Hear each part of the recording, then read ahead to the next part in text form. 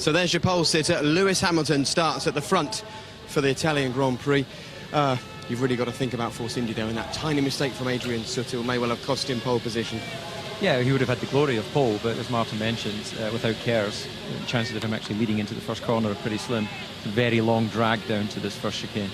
Yeah, it's going to be tricky for Adrian Sutil. Kerrs cars all around him, but Lewis Hamilton will really fancy his chances. He's got Kerrs on his car. He says it's worth 4/10 of a lap, Eddie, every single lap. He will be looking at victory now. Well, it depends on the fuel load. You know, Jonathan and Martin, they're absolutely correct.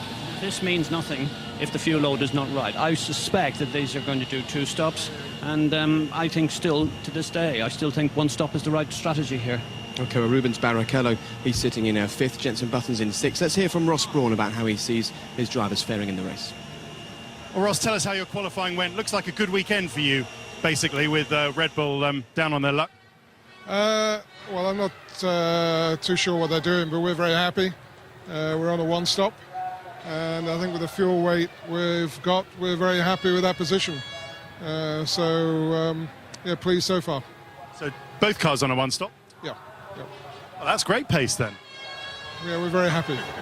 You can win the race from there. I mean, Lewis looks like he's going to be quick, but that's 2-stop pace surely for Lewis. Well, the only, I imagine so. The only difficulty we've got is starting 5th and 6th. You might just get a little bit more tangled. But here, the first corner, there's escape roads, so it's less likely. And the Kerrs cars are in front of us, or most of the Kerrs cars are in front of us, so they can't get us from behind. So it's a pretty perfect position, to be honest.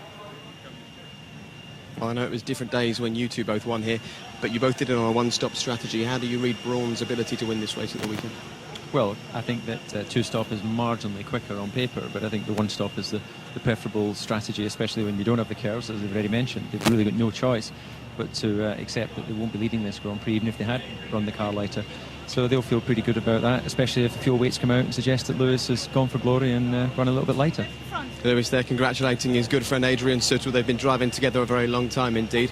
And Antonio Liuzzi coming into the team, coming into Force India, and doing what he's done. That's fantastic. 7th position, his best ever qualifying. It's arguably better than Spa. Pole position is fantastic, the glory. But to have 2 cars in the top 7 is remarkable, particularly Liuzzi, who's just come in, hasn't driven all season.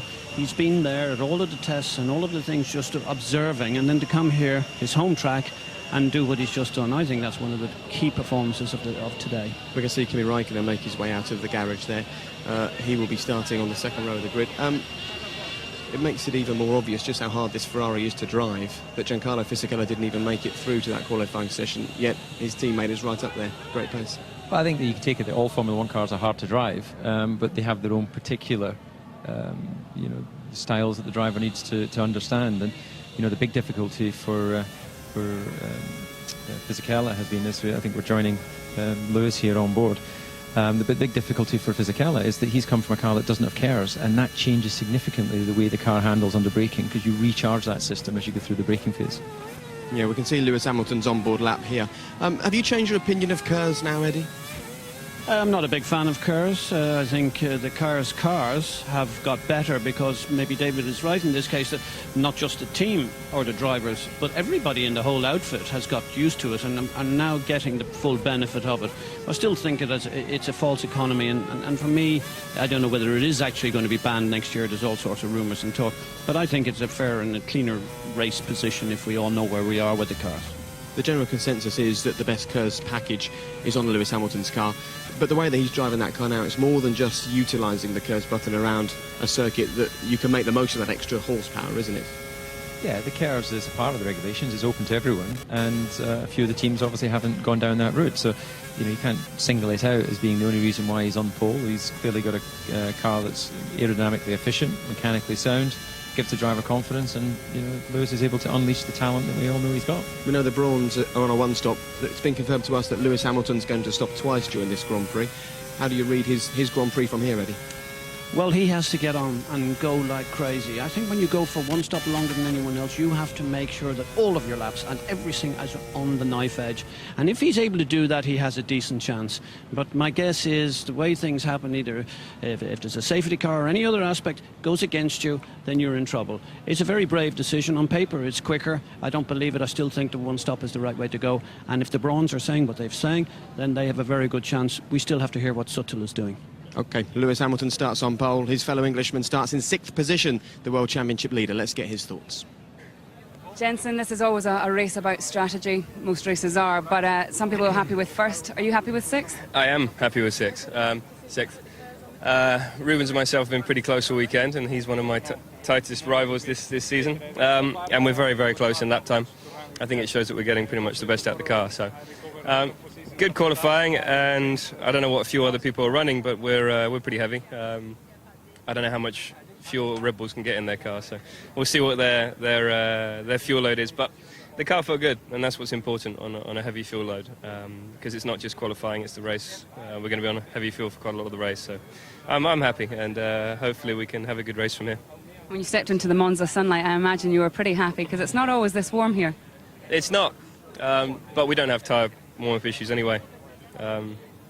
Yesterday we were overheating tyres, so we don't have issues. I think we've solved our problems, and today's been a good day for us, and I just hope tomorrow can be good. You know, a lot of the KERS cars are in front, or actually all the KERS cars that are competitive are in front, so that's a good thing. You know, they're not going to be trying to fight their way through at the start.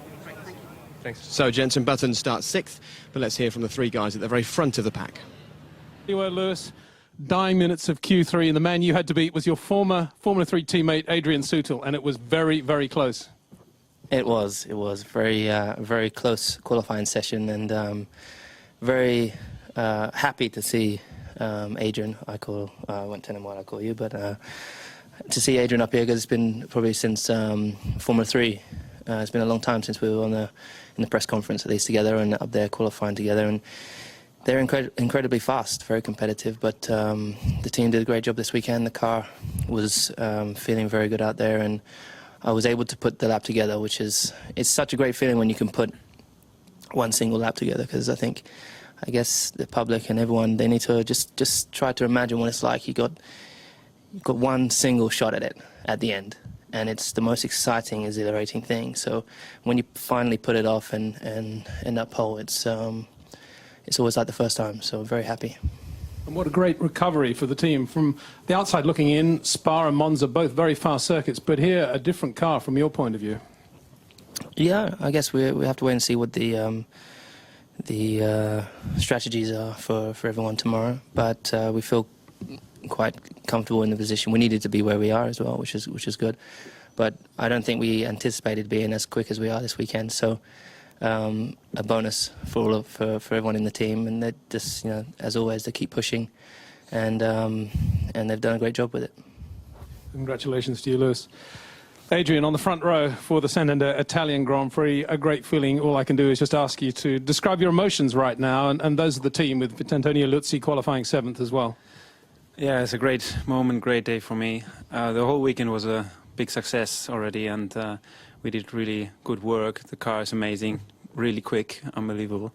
And so it's just so good for the team. After a big success in Spa already, we continue it all together here, and we're just being competitive. And it's just such a different feeling in the car right now, because you know you have a chance, and you know, the good feeling of race driver is back in me, and that's just a great feeling. So I enjoyed every single moment, and I'm happy to be here next to Lewis, next to Kimi, really on the first row.